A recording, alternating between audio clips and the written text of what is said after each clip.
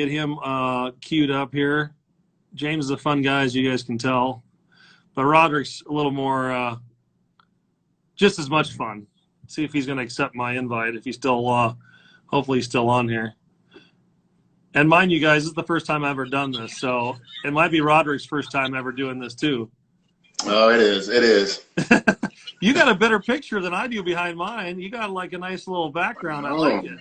No, I'm into the art, you know. Yeah, you're into the art? Not really. But if I can find it's pretty that I can afford, I'll pay for it.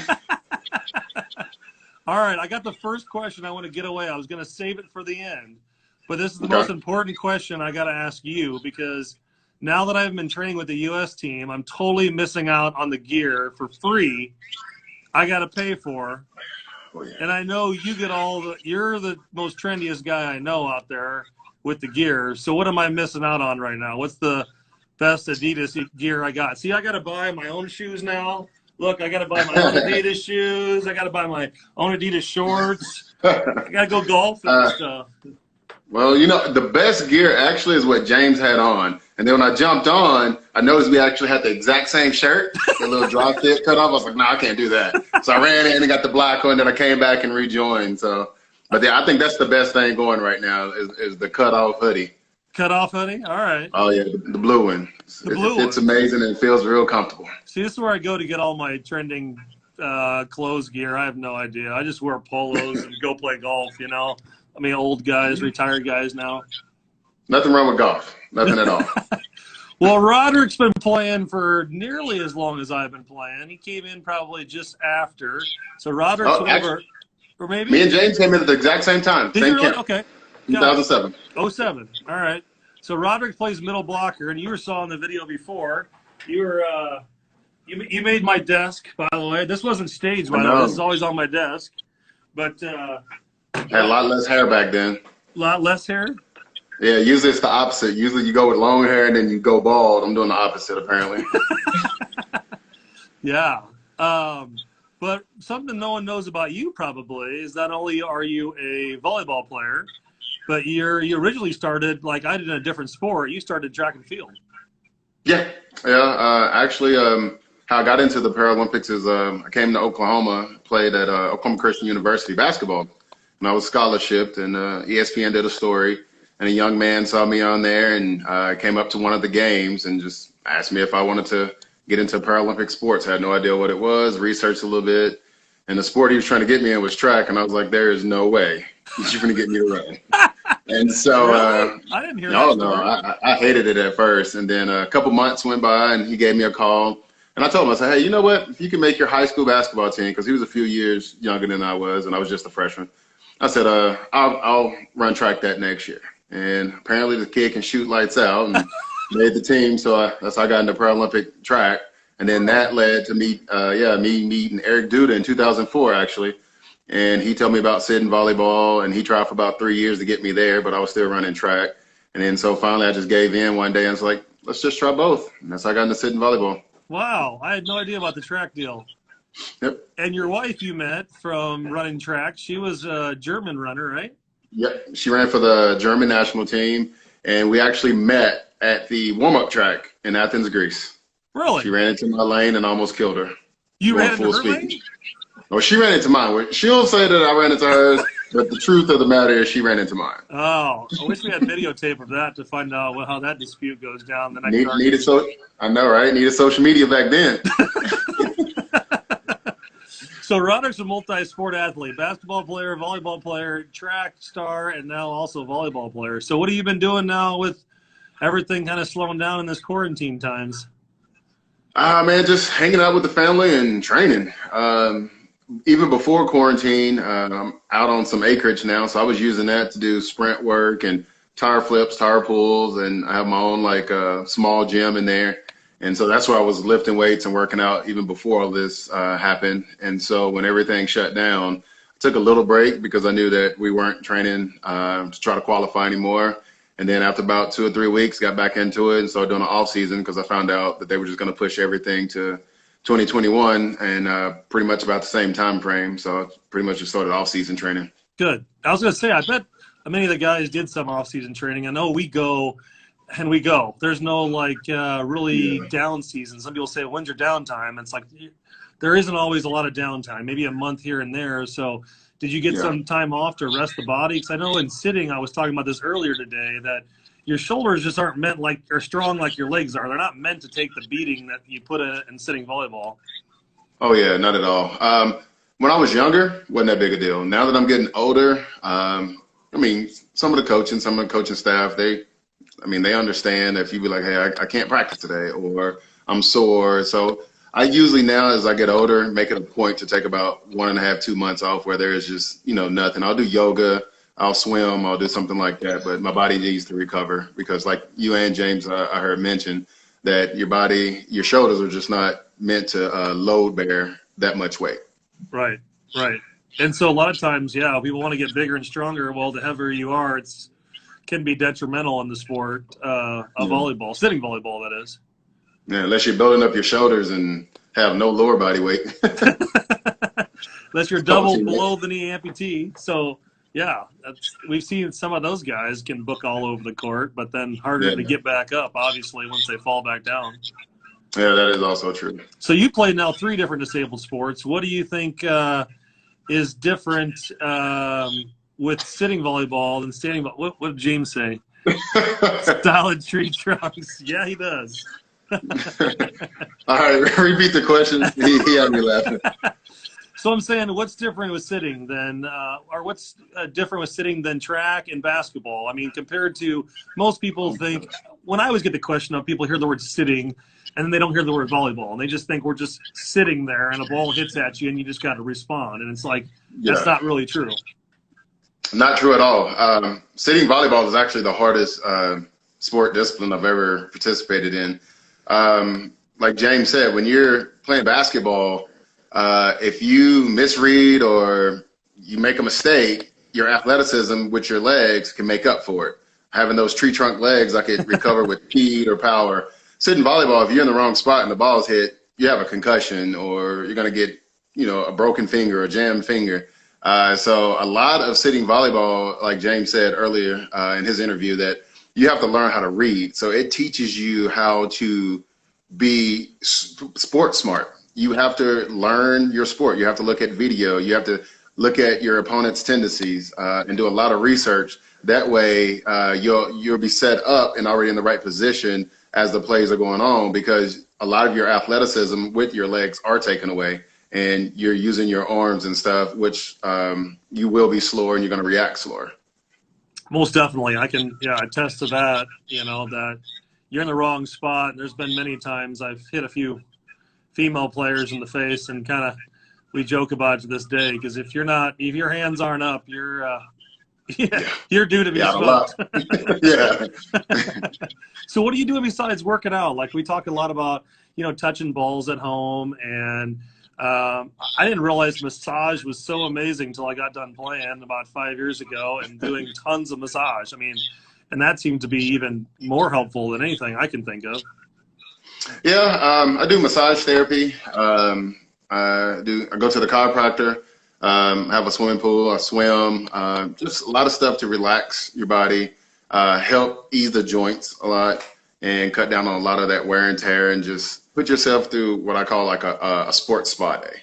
And so I'm doing a lot of that. I'm focusing a lot more on stretching these days. And so, as you get older, things start to cramp up, tighten up a little quicker, and you don't recover as fast. So I found that taking about 25, 30 minutes a day, stretching and working on flexibility for me is what helps my body feel a lot better than the others that I mentioned, even massage therapy.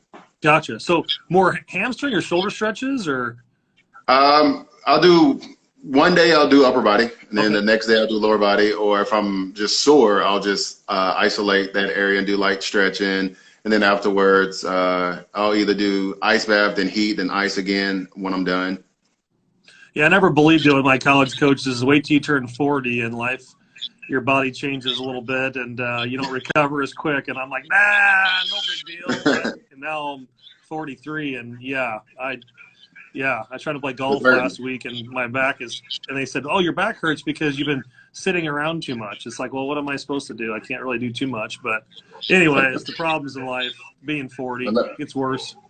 I know, right?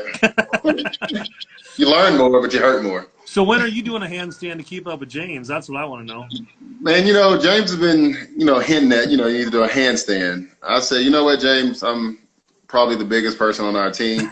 So if I do a handstand, he's going to pay me.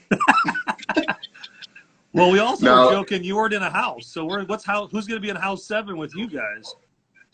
Man, I don't know. I was left out. So right now, I don't want to be a loner. Like we mentioned earlier, I'm just lonely, apparently. I'm not a good person to be around, and I can't play. Yeah. No, I think it's because you don't have enough followers yet. We need to get you some followers today. So go to Roderick's page. $1. James only giving you $1. Hey, man, I beat you in this push-up, sit-up challenge. I need more than $1 for feeling sore for 2 days after that. Ooh, he's calling him out now. I love it. That's why I love you two. I work you two against each other a little bit here. Nah, that's my little brother. I know. You guys are close. That's as family as we come.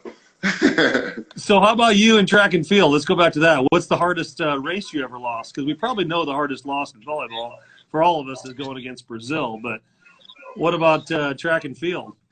The hardest race I ever lost was, I want to say 2002, Edmonton, Canada.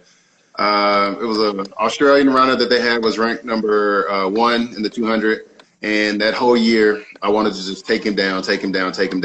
And so they had an event at World Championships during the able body event there for us. And he came over. And I can remember coming off the curve. I had a real decent lead. And then all of a sudden, I just felt my hamstring give out. And I was just rolling on the track. And so for me, that's the hardest loss in track. Yeah.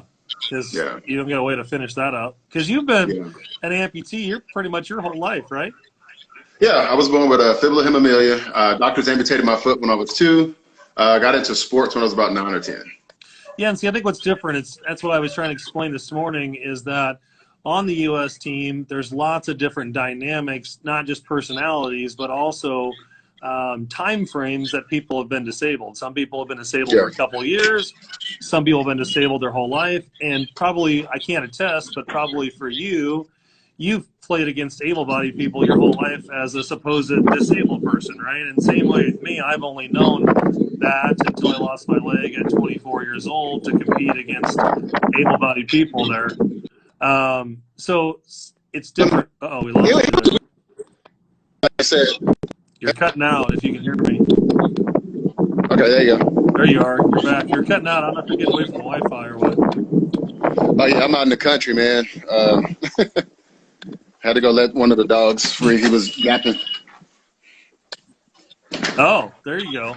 You're back. All right, gotcha. Yeah.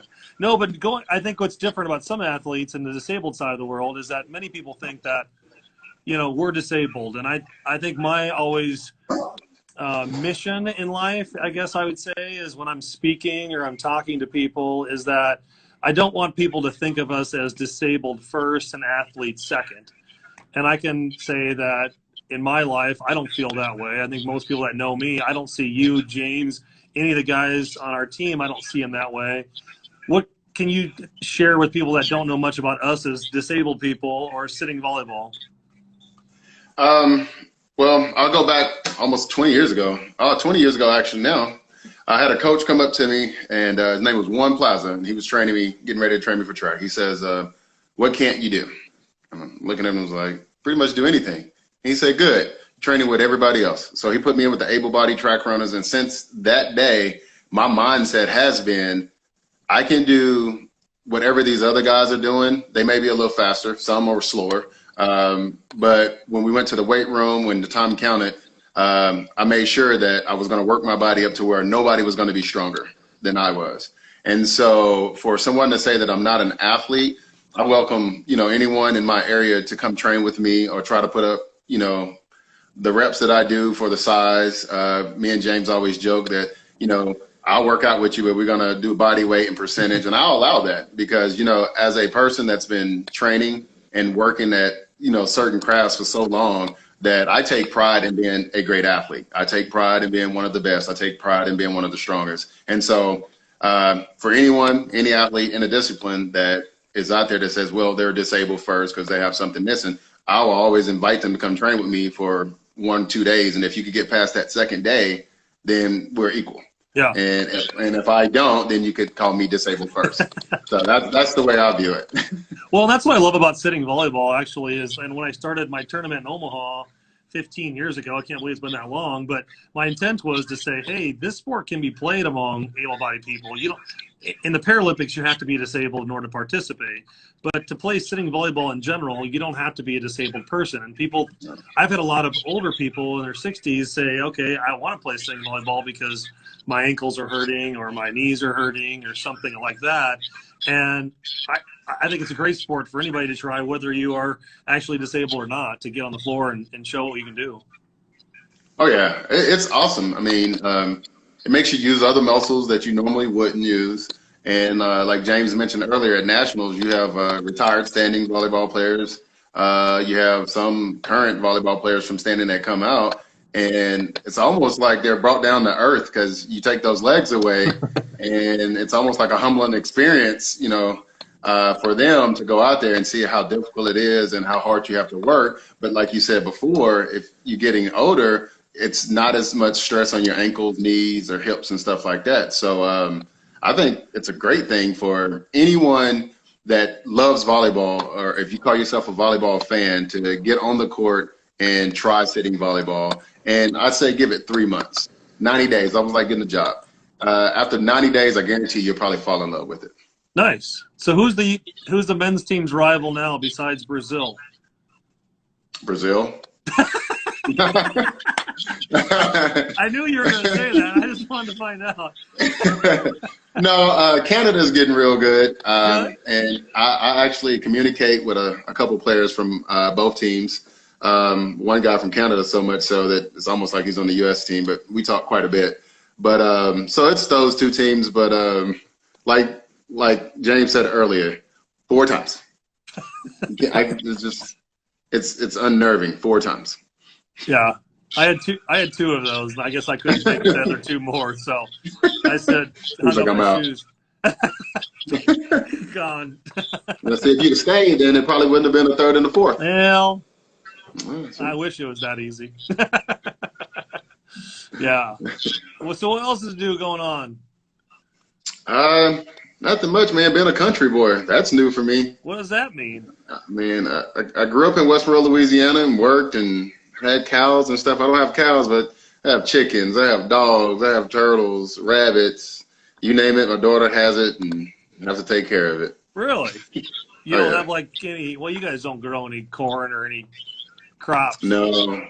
We just my little one is her chickens. She sells the eggs, and she has a little orders. I think today is Friday, so she has a couple orders that she has to drop off. She's 6, and she wants to learn about business, and it helps her with learning math and, you know, taking responsibility.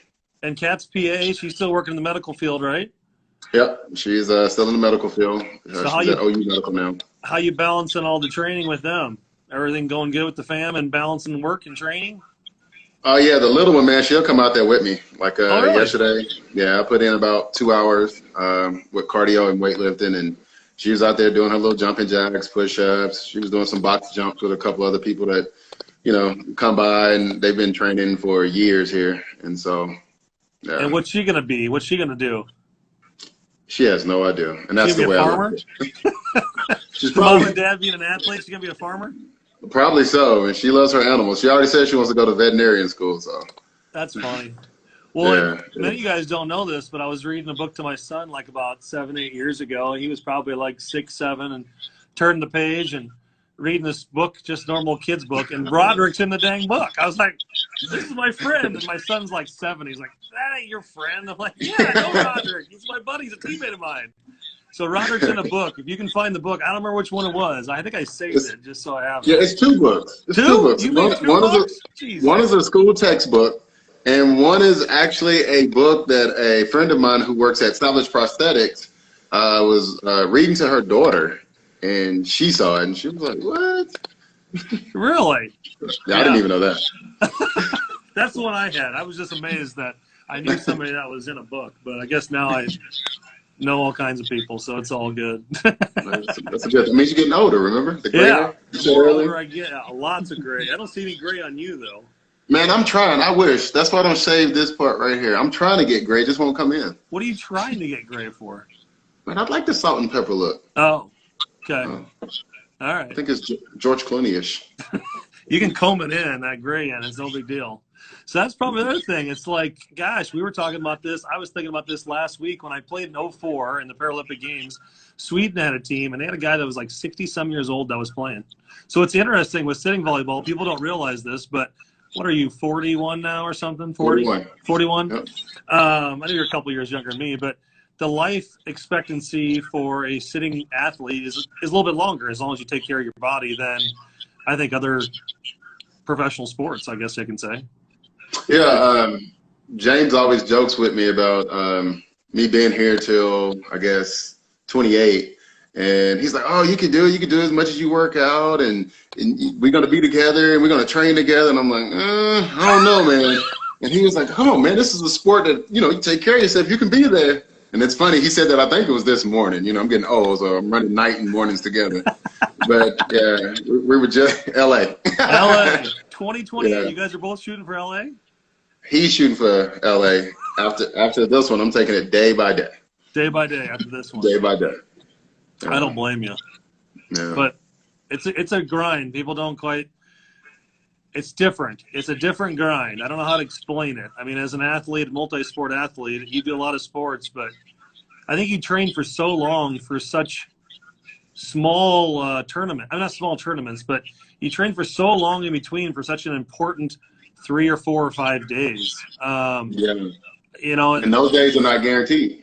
No, and you got to be timed of the, perfect health and perfect ready and everything else like that. But it can be a challenge. I know that I've been through it. And I think it's probably the most difficult sporting season that I've been through. I mean, you have like baseball, you can play a lot of games, or basketball, you can play a lot of games, and whoever has the best record still has a better chance. But in sitting, it's not quite that established that way.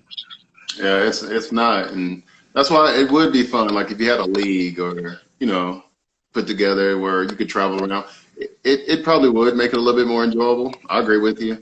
But like you said, if you're going to practice and you're not having very many games within that 4-year period, and I mean, some years you could have 15 matches, which in the grand scheme of thing, 1 year, 15 matches is not a lot. Nothing. For you to work. And so as you get older, life things change. Still want to be the greatest athlete on the court at that time.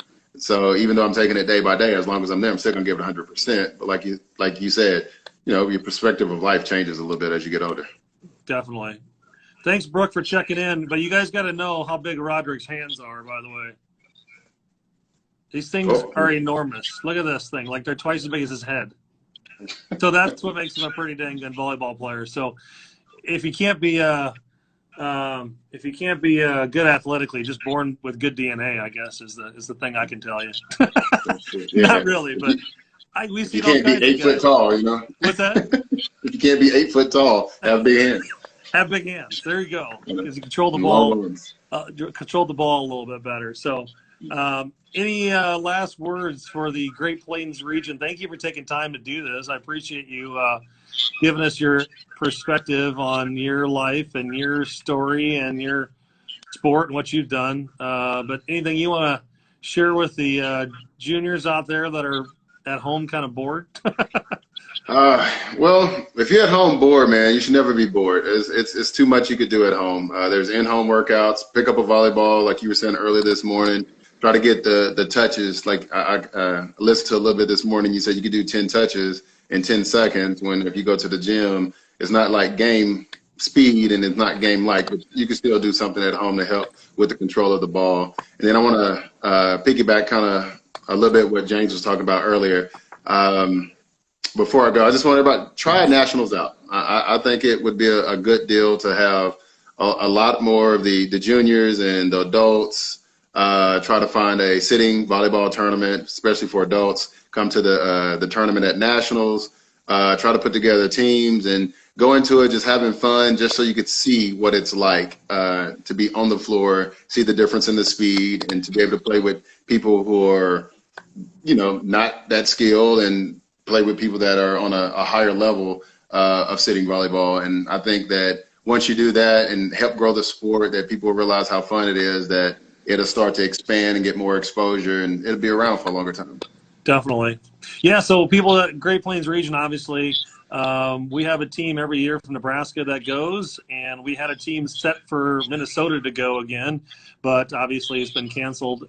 So next year I know we'll get a team from Nebraska again. So if you are involved in this area at all with volleyball and you want to just get exposed to it, reach out to me, reach out to the region, let them know that you want to get playing, because we just love to see anybody try volleyball. I've never found somebody that's played volleyball and played sitting and not like it. It's a great experience. It's just different. I mean, it's fun to play the same sport that I think differently. Whatever you want to play, whatever you call it. Hence why Frisbee golf is so fun. I mean, it's just like golf, but different, So all kinds of those things that are out there. I don't know if Frisbee golf is fun. You don't like Frisbee golf? It's got to be the real deal. You're a golfer? I didn't know that. I'm a golfer. I actually like the little area out here in quarantine. I put out a couple little areas where I could just chip a couple golf balls out here. I didn't know that. We're going to play sometime. All right, done deal. Let me know. Easier on the knees. James is in there. Well, I'll let you get rolling, and I'll probably put this thing shut down. But I appreciate you jumping on with us, James and Roderick, both today, and helping us in the Great Plains region educate everybody on sitting. All right. Everybody have a great day. All right. See you, man. Thanks, everybody, for checking in. I figured I'd just wrap this up. I have about 15 seconds here, but I appreciate everybody checking things out. And thanks to the Great Plains region today for having the men's team. Note, next Friday at 1 p.m. Central Time, we will have Katie Holloway, and 1:30 we'll have Laura Webster talking about the women's experience of sitting. So see you guys.